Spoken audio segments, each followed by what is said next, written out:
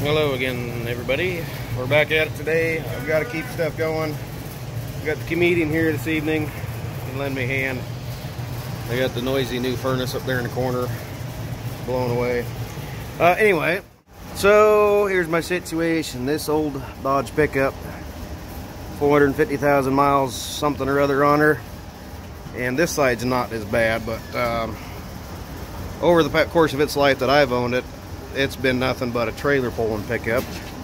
The other side's extensively worse, but you can see I don't hardly have any clearance between my overloads and my stops, and the other side's basically touching on the back. So you're driving along, bebopping with your girlfriend in there and your wife in there, and you hit a bump and the truck just rams you and just godly tearing your back up. So anyway, we're going to replace the main lift spring. And then we're going to go ahead and install this nice airbag kit. Ooh la la. Same kit as what we got on our Ford pickup, and it's really pretty nice. But first we got to get these springs out of the way. We've got the tires off, obviously, and got jack stands under. She's sitting normal height at the moment, normal ride height.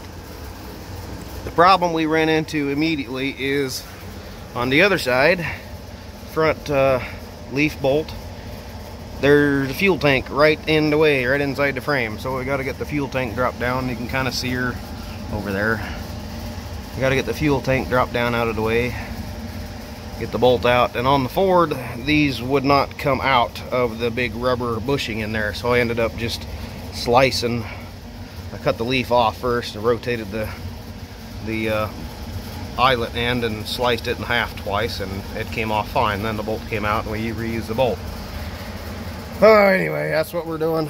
You got to keep stuff going. Getting well into February here. We still waiting on parts for that track. Still waiting on parts for that guy. Waiting on primarily this, the float switch. They sent me a new one. We were in the process of figuring out how it wires. Long story short, I killed the float switch. So anyway, I got another one coming. I've done just a lot of hours in research on how to wire it for a double float switch. I knew that it couldn't run all the pump power through the float switch because it's just got little bitty teeny wires on it. So we're trying to figure it out on how to run it with a relay. And the best thing we come up with so far, I've got to wait on the relay to get in. Hopefully it'll be here by Saturday, and we'll give that a try. But next, I'm not gonna hook the float switch into it. I got a couple toggle switches to simulate the float switches. That way I can use my amp clamp and make sure we got the right amount of amps going through our switches rather than messing them up. So anyway, enough of that. Gotta get back to the pickup. Shop's kind of a mess. Bringing stuff in, trying to get stuff kept up.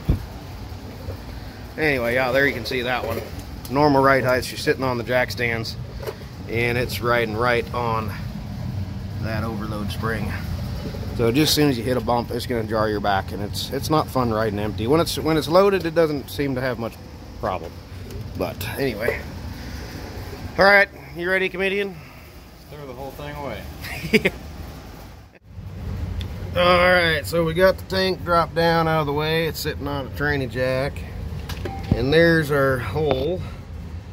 That bolt came out, didn't even have to cut the leaf spring. Can't believe it. But we did have to get underneath here and put a torque wrench on the back side of that guy to keep it from turning. So, spin around here. I'm gonna do this one. Where's it at? Right there. Clean the crud out of it. Hopefully it'll come out the same. I apologize for being so late with this video. This has been quite a endeavoring project. The springs on the pickup, I had them in stock here for, I don't know, since back in December is when I ordered those.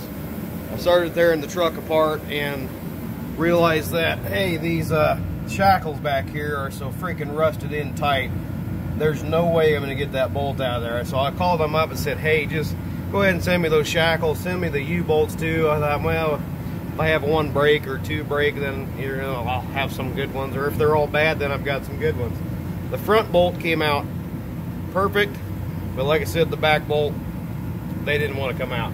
So I ordered those, and it was right after that I ran that video almost 2 weeks ago now.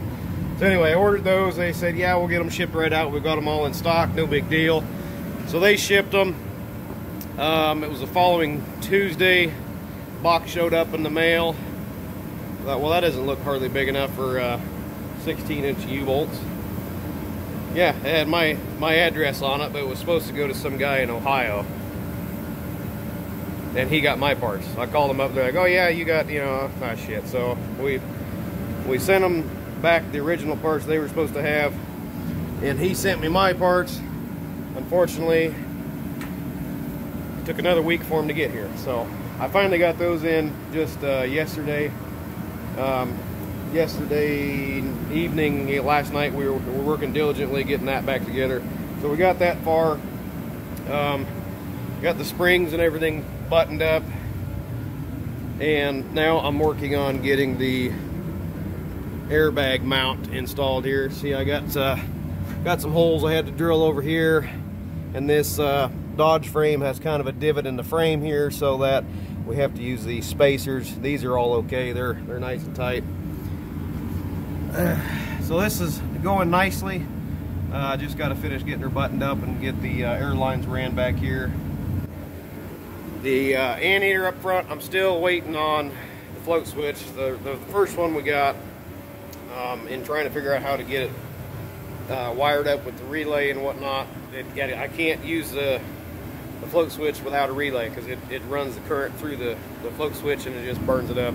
And I only had it on, you know, sliding it back and forth, testing it to make sure it was working or not. And I only had it on for, you know, maybe 5 seconds per duration of testing. And it wasn't very long after that it quit working. So I ordered a new one of those, and it should have been here. It's been 2.5 weeks on that piece. And I called them 10 days ago. They said, well, we're in a situation here. Our big warehouse down in Texas got hit with whatever storm or whatever went through there. So it knocked that place clean to the ground, and we're having to, oh my God. So we're still waiting on that. Luckily, it's supposed to be shipping out today, and it'll be here before too long. So in the meantime, I've been trying to order relays and figure out what kind of relays what we need. And I finally found the right place that's got them, and a pigtail to plug it in so everything looks good and proper, and it's not, you don't have to, you know, put stupid spade connectors on it and do all that shit. Anyway, so that's here. I've got the relay and the pigtail. I just got to get that wired up. As soon as the float switch gets here, then that baby will be done. Anyway, what a deal.